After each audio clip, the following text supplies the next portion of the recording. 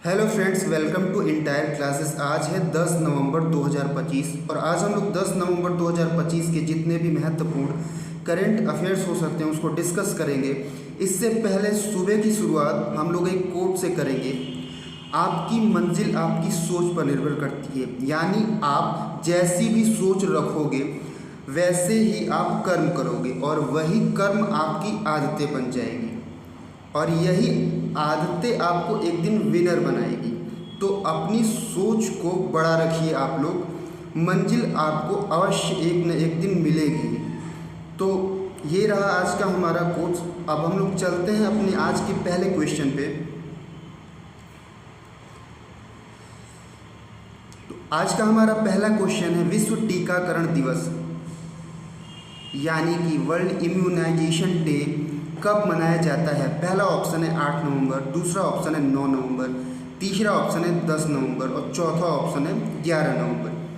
तो इसका right answer होगा 10 नवंबर, यानी कि आज ही के दिन 10 नवंबर को विश्व टीकाकरण दिवस यानी वर्ल्ड इम्यूनाइजेशन डे मनाया जाता है प्रत्येक वर्ष।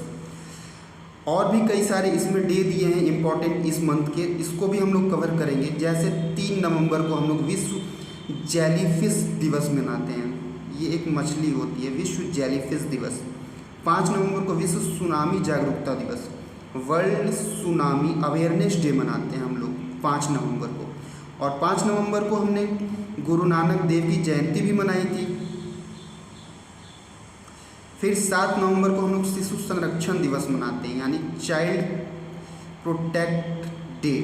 7 नवंबर को हम लोग राष्ट्रीय कैंसर जागरूकता दिवस मनाते हैं यानी नेशनल कैंसर अवेयरनेस डे मनाते हैं। 8 नवंबर को हम लोग विश्व रेडियोग्राफी दिवस यानी वर्ल्ड रेडियोग्राफी डे मनाते हैं। 9 नवंबर को हम लोग राष्ट्रीय विधिक सेवा दिवस यानी नेशनल जुडिशरी सर्विस डे मनाते हैं। 9 नवंबर को हम लोग और एक दिवस मनाते हैं, विश्व स्वतंत्रता दिवस यानी वर्ल्ड फ्रीडम डे। तो ये रहे हमारे इस मंथ के कुछ इम्पोर्टेंट डेज। अब हम लोग चलते हैं अपने नेक्स्ट क्वेश्चन की तरफ आगे।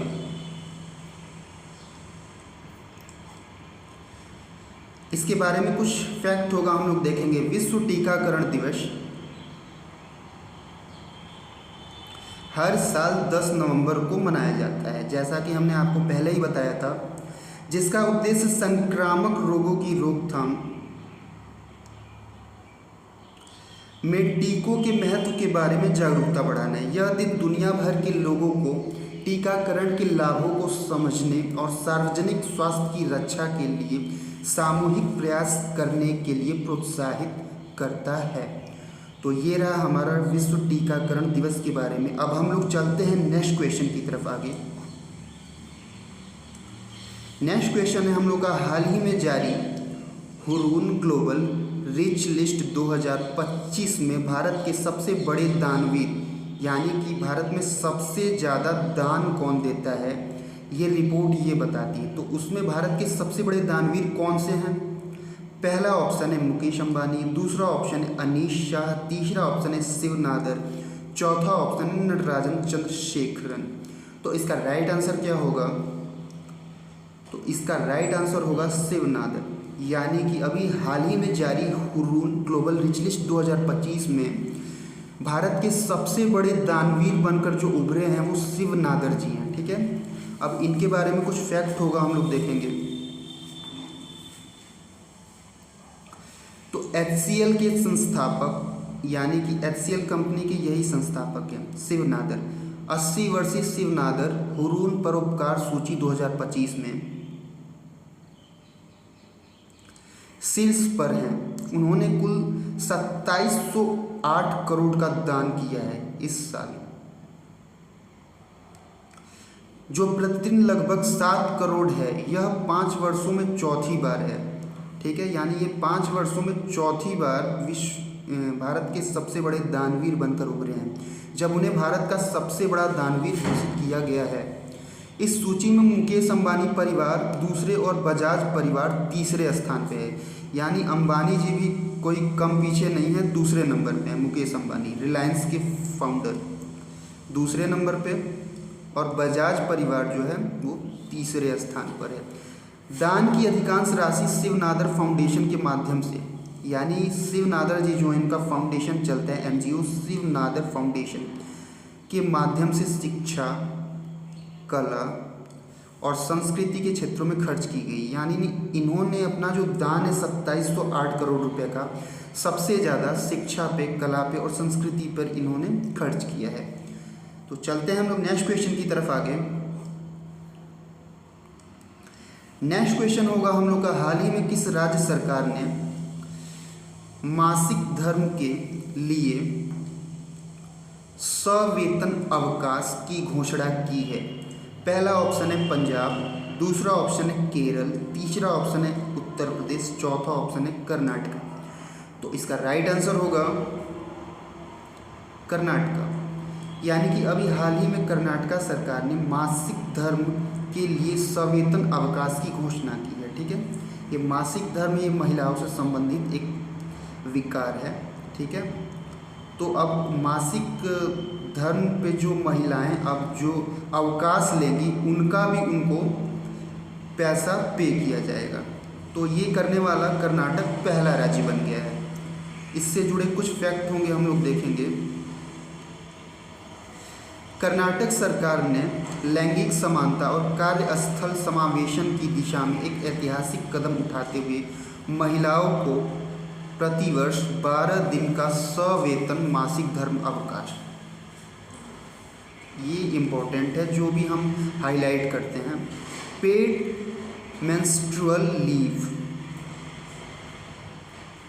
देने की मंजूरी दी है। यह नीति सरकारी और निजी दोनों क्षेत्रों पर लागू होगी। यानी कि गवर्नमेंट एरिया और प्राइवेट एरिया दोनों क्षेत्र की जो महिलाएं हैं उनको अब मासिक धर्म अवकाश के लिए पे किया जाएगा वेतन। ठीक, सरकारी और निजी दोनों क्षेत्रों पर, जिससे राज्य भारत का पहला प्रदेश बन गया है जिसने इस तरह का व्यापक कदम उठाया है। कर्नाटक ऐसा फर्स्ट स्टेट है। चलते हैं हम लोग नेक्स्ट क्वेश्चन की तरफ आगे। हाल ही में जेम्स वॉटसन का निधन हो गया। वह किस क्षेत्र से संबंधित थे?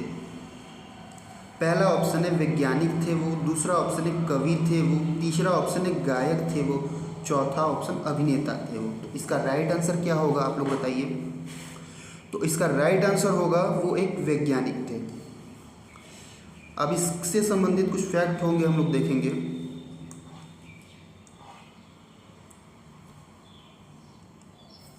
जेम्स वॉटसन एक वैज्ञानिक थे जो आणविक जीव विज्ञान यानी मॉलिक्यूलर बायोलॉजी और आनुवांशिकी के क्षेत्र से संबंधित थे। उन्होंने 1953 में फ्रांसिस क्रिक के साथ मिलकर डीएनए की डबल हेलिक्स संरचना की खोज की थी। ठीक है, तो ये पूछ सकता है कि डीएनए की डबल हेलिक्स संरचना की खोज किसने की थी? तो जेम्स वॉटसन और फ्रांसिस क्रिक जो थे उन्होंने मिलकर की थी। कब की थी? 1953 में, जिसके लिए उन्हें 1962 में नोबेल पुरस्कार भी मिला था। किसको? जेम्स वॉटसन को। चलते हैं हम लोग नेक्स्ट क्वेश्चन की तरफ आगे। नेक्स्ट क्वेश्चन है, हाल ही में मिस यूनिवर्स 2025 प्रतियोगिता में भारत का प्रतिनिधित्व कौन कर रहा है? पहला ऑप्शन है रिया सिंघा, दूसरा ऑप्शन है मोनिका विश्वकर्मा, तीसरा ऑप्शन है श्वेता शारदा, चौथा ऑप्शन है दीविता राय। तो इसका राइट आंसर क्या होगा?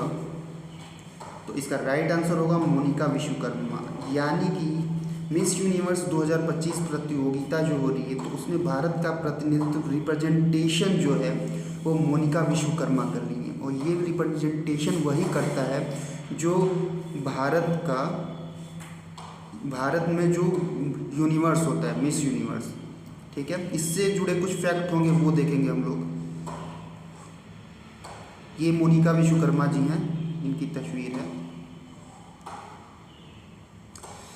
मोनिका विश्वकर्मा ये राजस्थान की 22 वर्षीय युवती हैं। ठीक है, एज नहीं पूछेगा, स्टेट पूछ सकता है कि किस राज्य से हैं ये। जो थाईलैंड में आयोजित ये जो प्रतियोगिता है मिस यूनिवर्स 2025 प्रतियोगिता वो थाईलैंड में आयोजित हो रही है। में भारत का प्रतिनिधित्व कर रही हैं। अगस्त 2025 में उन्होंने मिस यूनिवर्स इंडिया, यानी कि ये वर्तमान में मिस यूनिवर्स इंडिया 2025 है, का ताज जीतकर देश का मान बढ़ाया और अब वे अंतर्राष्ट्रीय मंच पर अरबों भारतीयों की उम्मीदों को लेकर आगे बढ़ रही हैं। तो इसमें इम्पोर्टेंट फैक्ट अगर देखा जाए तो ये हो सकता है कि 2025 में मिस यूनिवर्स इंडिया कौन है, तो मोनिका विश्वकर्मा है। और अब ये मिस यूनिवर्स जो वर्ल्ड लेवल का होता है उसमें भारत का प्रतिनिधित्व कर रही हैं और हरियाणा से हैं। चलते हैं हम लोग नेक्स्ट क्वेश्चन की तरफ आगे। नेक्स्ट क्वेश्चन होगा, हाल ही में प्रधानमंत्री नरेंद्र मोदी ने किस रेलवे स्टेशन से 4 नई वंदे भारत ट्रेन का शुभारंभ किया है?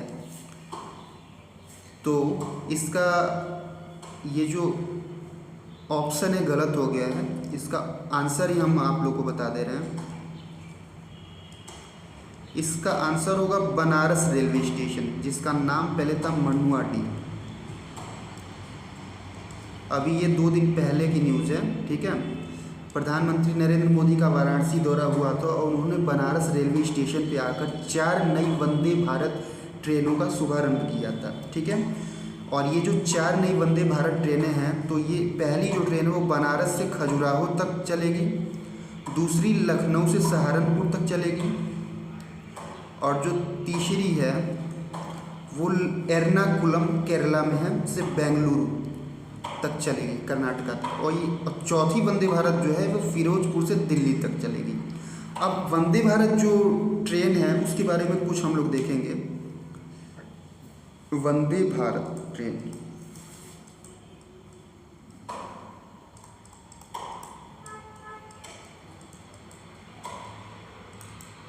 तो वंदे भारत जो ट्रेन है इसको इंटीग्रल कोच फैक्ट्री,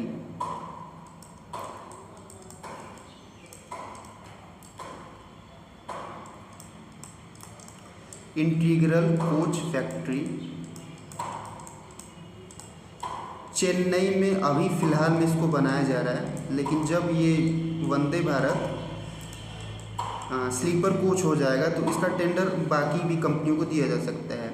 और जो पहली वंदे भारत जो चलाई गई थी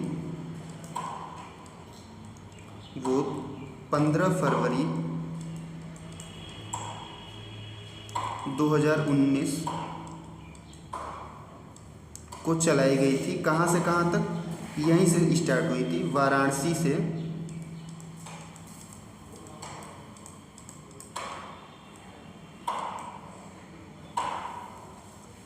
नई दिल्ली तक, ठीक है।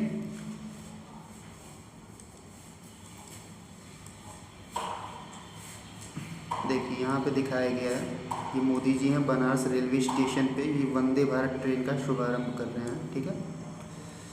पहली वंदे भारत ट्रेन 15 फरवरी 2019 को नई दिल्ली और वाराणसी के बीच चलाई गई थी, जो हमने आपको पहले ही बताया है। अब चलते हैं हम लोग नेक्स्ट क्वेश्चन की तरफ आगे। हाल ही में कोप 30 कहाँ आयोजित किया जाएगा? ठीक है, पहला ऑप्शन है दुबई, दूसरा ऑप्शन है भारत, तीसरा ऑप्शन है ब्राज़ील, चौथा ऑप्शन है फ्रांस। तो इसका राइट आंसर क्या होगा? तो इसका राइट आंसर होगा ब्राज़ील, यानी कि कोप 30 यानी कॉन्फ्रेंस ऑफ पार्टीज की जो 30वीं मीटिंग है जलवायु परिवर्तन से संबंधित, क्लाइमेट चेंज से संबंधित, उसकी बैठक जो होगी ब्राज़ील में होगी। अब प्रश्न ये उठता है कि कोप 29 यानी कॉन्फ्रेंस ऑफ पार्टीज 29 कहाँ हुई थी? तो ये बाकू में हुई थी, अजरबैजान।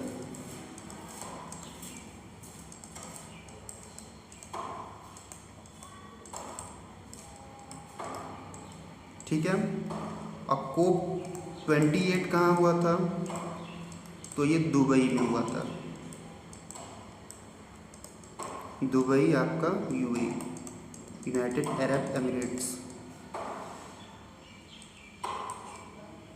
इससे जुड़े कुछ फैक्ट हो गए हम लोग देखेंगे। कोप 30 ब्राज़ील के बेलेम शहर में आयोजित होगा। कहाँ पे ब्राज़ील में होगा? बेलेम शहर। यह संयुक्त राष्ट्र जलवायु परिवर्तन सम्मेलन 10 से 21 नवंबर 2025 तक होगा। इसकी डेट भी दी गई है 10 से 21 नवंबर 2025। ये हमने आपको पहले ही बता दिया है। COP29 बाकू, अजरबैजान,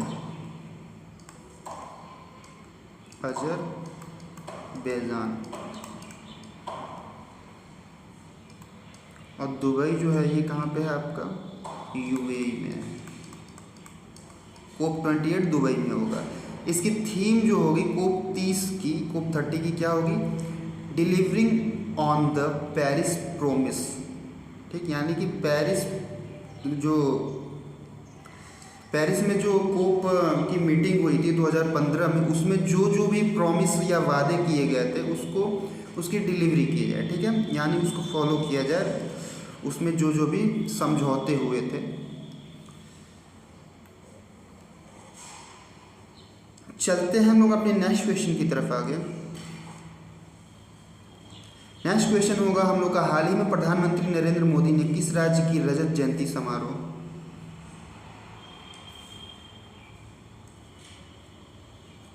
के अवसर पर 8,140 करोड़ रुपए से अधिक की विकास परियोजनाओं का उद्घाटन किया है? पहला ऑप्शन है उत्तराखंड, दूसरा ऑप्शन है उत्तर प्रदेश, तीसरा ऑप्शन है महाराष्ट्र, चौथा ऑप्शन गुजरात। तो इसका राइट आंसर क्या होगा? तो इसका राइट आंसर होगा उत्तराखंड। यानी कि उत्तराखंड के अभी रजत जयंती समारोह पर प्रधानमंत्री नरेंद्र मोदी ने 8,140 करोड़ रुपए की विकास परियोजनाओं का उद्घाटन किया। अब उत्तराखंड राज्य के गठन की बात की जाए तो इसका गठन कब हुआ था?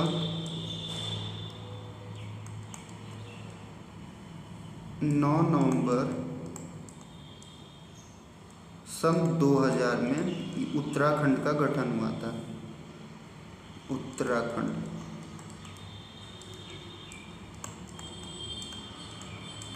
ठीक है। इसकी राजधानी हो जाएगी देहरादून,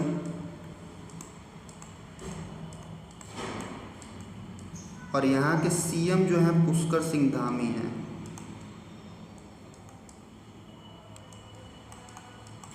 पुष्कर सिंह धामी,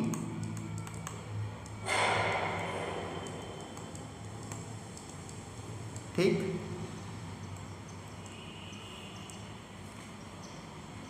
अब इससे जुड़े कुछ फैक्ट होंगे, हम लोग देख लेंगे। उत्तराखंड अपना रजत जयंती वर्ष मना रहा है। रजत जयंती वर्ष मतलब 25 वर्ष जब कंप्लीट हो जाता है तो उसको रजत जयंती वर्ष बोलते हैं। हम लिख दे रहे हैं 25 वर्ष। राज्य स्थापना के 25 वर्ष पूरे होने पर आज प्रधानमंत्री नरेंद्र मोदी उत्तराखंड पहुंचे। ठीक है, प्रधानमंत्री ने एक स्मारक डाक टिकट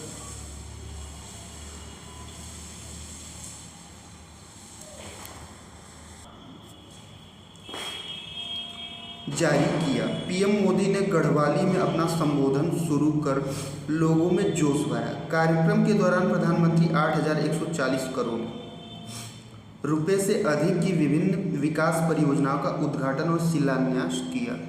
ये परियोजनाएं पेयजल, सिंचाई, तकनीकी शिक्षा, ऊर्जा, शहरी विकास, खेल और कौशल विकास सहित कई प्रमुख क्षेत्रों से जुड़ी हुई। यानी कि ये जो परियोजनाएं हैं, पेयजल, drinking water, irrigation, technical education, energy, शहरी विकास यानी कि आपका city development, play, sports and कौशल विकास यानी कि स्किल डेवलपमेंट से संबंधित ये योजनाएं। ठीक है, चलते हैं हम लोग अपने नेक्स्ट क्वेश्चन की तरफ आगे।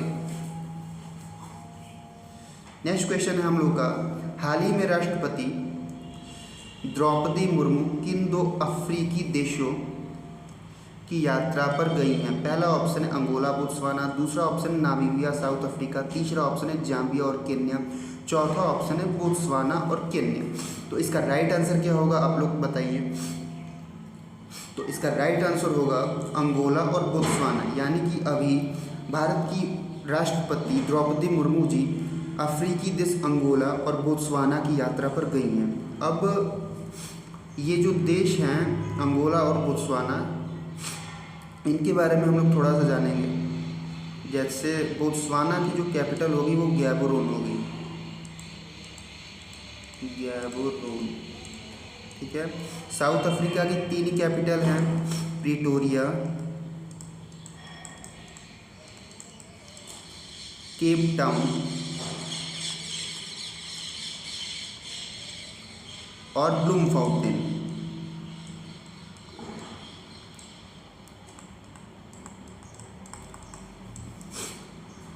केन्या की राजधानी है नैरोबी,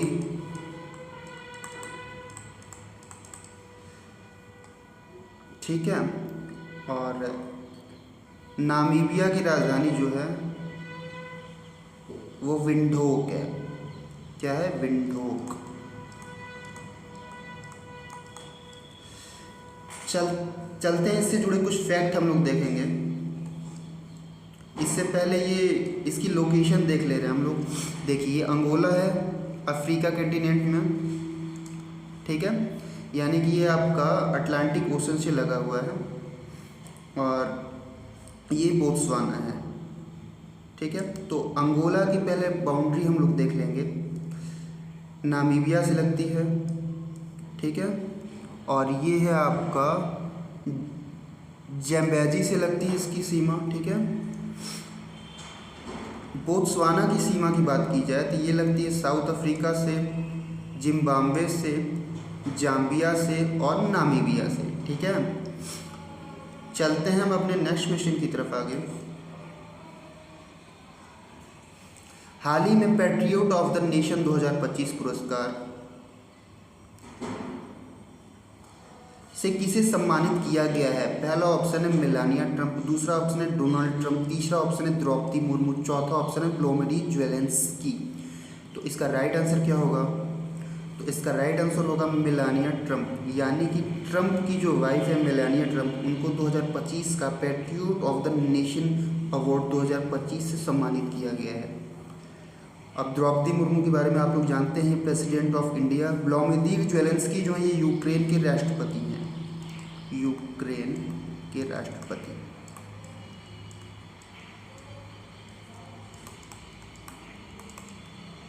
अभी यूक्रेन आप लोग सब जानते हैं क्यों चर्चा में, यूक्रेन और रसिया का वॉर चल रहा है, ठीक है।